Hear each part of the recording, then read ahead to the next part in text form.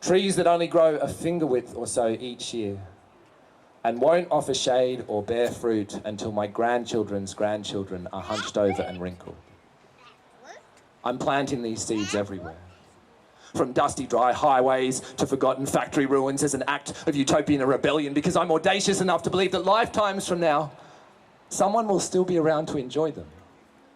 And humanity won't have been reduced to a few self-centered scavengers with drab fashion sense and bad teeth. Because when I'm changing radio stations, flicking between news coverage of corrupt politicians and protest songs written by computer algorithms, I can hear faint frequencies of other futures through the static between the official radio channels. Whispers of a world where homelessness has become a punchline because the notion that a fellow human being would ever be left alone out in the cold is laughable and impossible to conceive. A world where veggie gardens are afforded the same care and reverence as we give to bank accounts.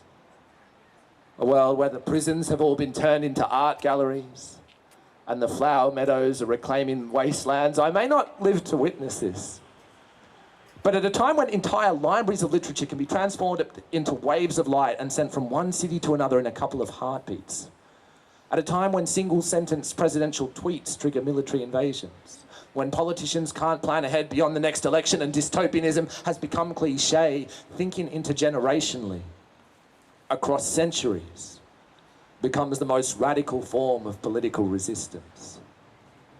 We smuggle hope, hidden within the line-ins, in the backs of picture frames and in tightly sealed jars with faded labels, bequeathing it to our descendants in secret. See, I don't believe the future is dead yet. There's a lot of good books that I still haven't read yet.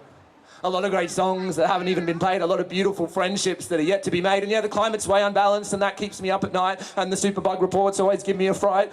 Robots to enslave us and no one else to save us. Entire ecosystems collapsing overnight. But there are movements of resistance, hijacking the machine, turning whole cities green, polluted rivers clean, people rising up, building ladders out of prison bars, throw away the old map, clear the smog, see the stars. We are going to get through this. The sun will have to rise again eventually. So I'm writing love letters to the distant future. I'm planting these slow-growing seeds where they won't get washed away. And even though I know I won't get to see it for myself, there'll be a forest one day.